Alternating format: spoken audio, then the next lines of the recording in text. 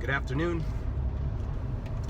I've been wanting to make a video series on the subject of building a post-cult worldview. And I want to share my developing worldview, and I want to hear some feedback from you on what your worldview is.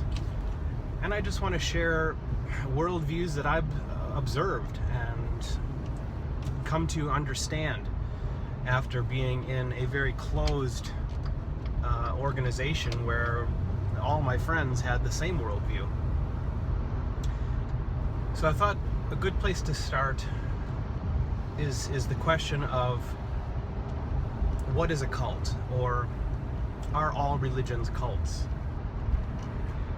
And I will say that when I first came out of the Watchtower organization, I experienced a lot of the symptoms of post-cult trauma, including this idea that everything's a cult, this hypervigilance that you're going to be duped again, because you come to this realization that what you thought was true for, in my case, 36 years wasn't true, and you don't want to fall into that trap again. So the question now is, again, are all religions cults? Well, there's three definitions from my perspective of cult. And because it is such an ambiguous word, I sometimes wonder at this point in my recovery whether it's all that useful of a word, because it is so open to interpretation. But I'll go through the different definitions that I've come to over the last couple of years. The first definition, which is basically a dictionary definition, or if you just type in cult into Google, it basically amounts to a religion. And I don't find that to be a useful definition, because then why not just say religion? So I think it's way too broad to say that all religions are cults. A second definition could just be all about size, and I believe that is also the second definition if you type cult into Google. Basically a small religion. By some people's estimation, a sect is smaller than a religion, and a cult is smaller than a sect. I don't know if, that's obviously not a hard and fast rule, but I have heard it said that Jehovah's Witnesses technically aren't a cult by this definition because they're too large to be a cult, and therefore they're more of a sect.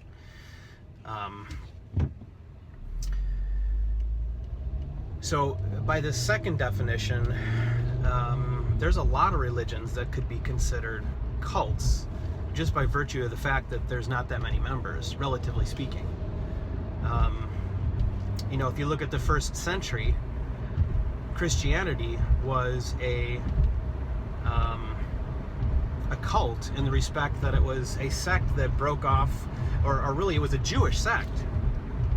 It was a branch of Judaism at the time, and ultimately became its own thing. So by definition, that also would have been a cult, just because it was small. Now there's a related definition here that Christians today often use, which is basically that anything that is unorthodox Christianity is a cult. In other words, if you are in an organization that claims to be Christian but has one or more unorthodox Christian beliefs, or if it rejects certain orthodox beliefs, that by definition makes it a cult. The problem with that is that assumes that when a majority holds a belief, that automatically makes it true, and by default then any organization that believes something different than what the majority believes is believing falsehood. That's not very helpful in my opinion. However, I will come back to this idea of unorthodox beliefs in a moment. Now, I prefer the third definition of cult, and really this is the definition of cult that I always mean. in my videos when I talk about Jehovah's Witnesses belonging to a cult, or about the Watchtower organization being a cult. And that's basically any authoritarian group that uses deception, phobia indoctrination, information control, and other known methods of undue influence to gain and maintain membership. Now that's a mouthful. So cult, to me, is a shorthand for that. And really, it has nothing to do with the belief system. You could be a political cult. Cults can be self-help groups. They can be commercial. And of course, they can be religious. So religious, political, self-help, like therapy cults, commercial, pyramid schemes can become very cult-like. They have an authoritarian structure.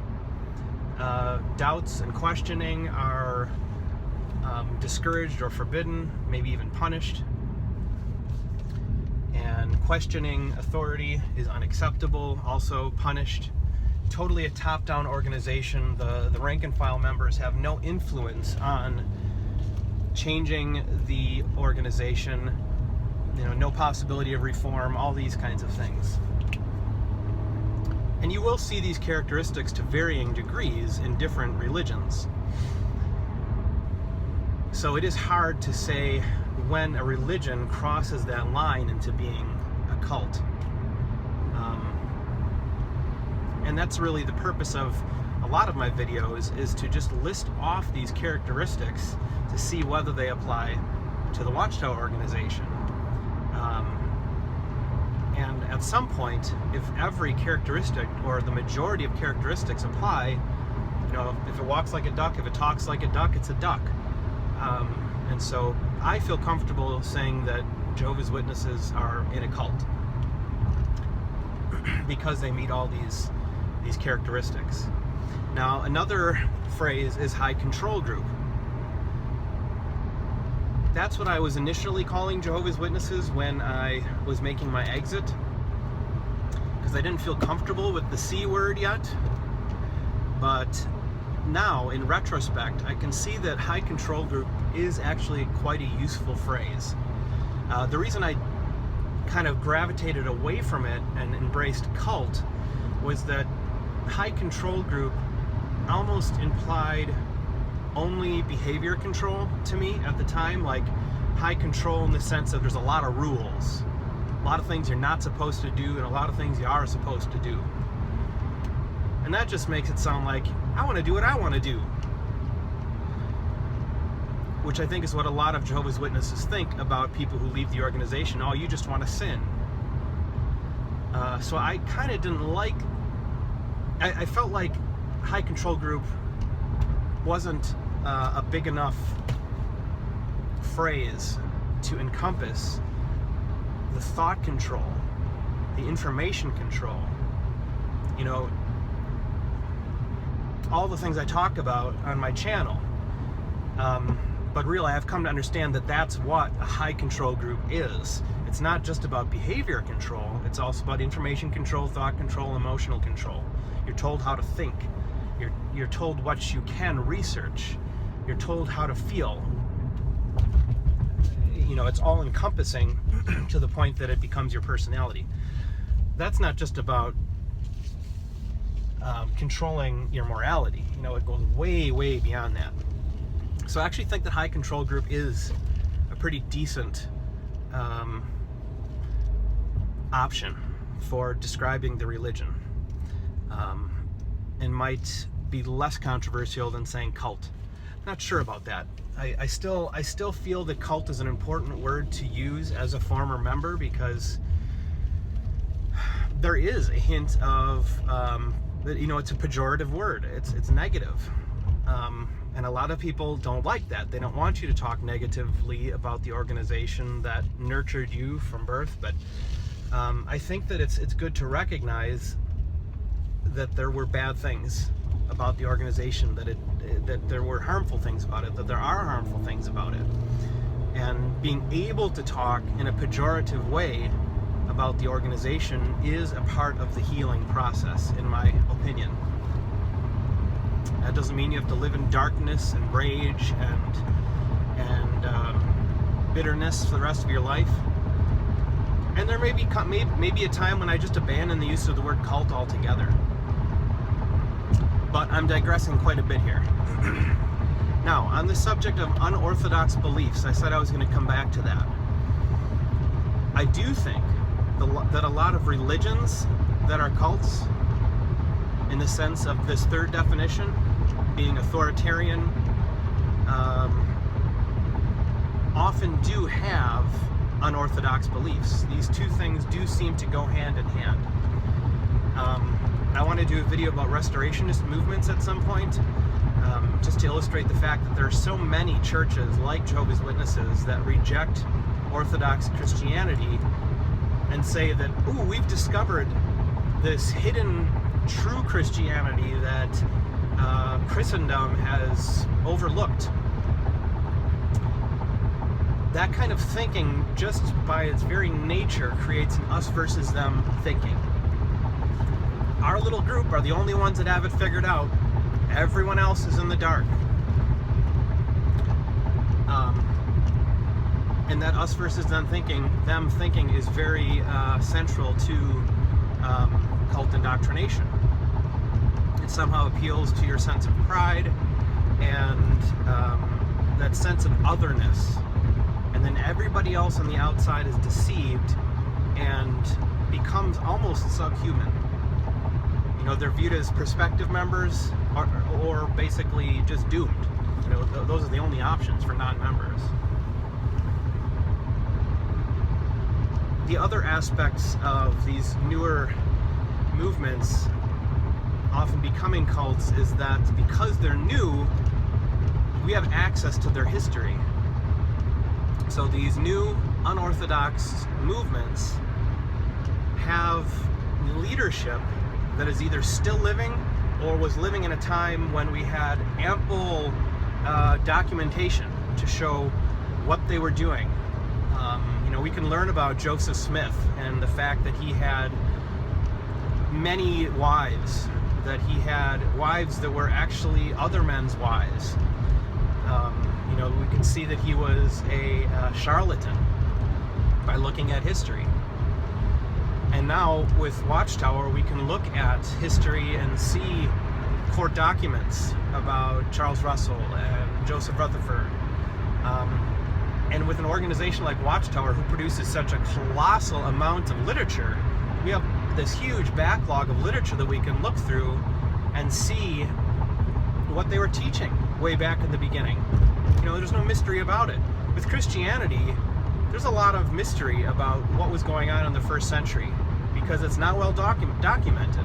You know, the Gospels came decades later. The writings of Apostle Paul were the first Christian writings we have, and even those are quite late. So we don't really know what it was like in the first few decades, and really even during the first couple hundred years after Christ supposedly died. So it's much harder to pick it apart. Whereas with new religious movements, you can go back to the history. We have it right in front of us, so we can say, this doesn't make any sense. These people are lying. And so I think that, again, lends itself towards authoritarian control, information control. They don't want you to look at their history. They don't want you to look at things from former members because they know how damning it is.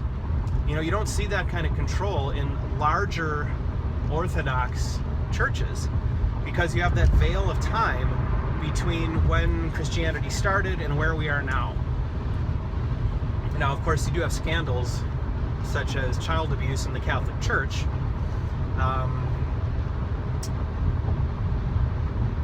And they're facing consequences for that, and they are trying to make changes, and they've apologized. Of course, that's something that Watchtower hasn't done. They will not make changes, and they will not apologize. They will not reform.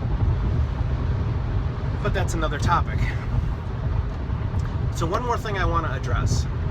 There are people in the non-believer category that say that all religions are cults simply by virtue of the fact that they believe it's wrong to teach falsehood as truth. And I understand that argument. And if I'm being upfront and honest, I actually agree that every single religion on the planet is not literally true. There is no religion that represents the truth of how the cosmos works in a literal sense.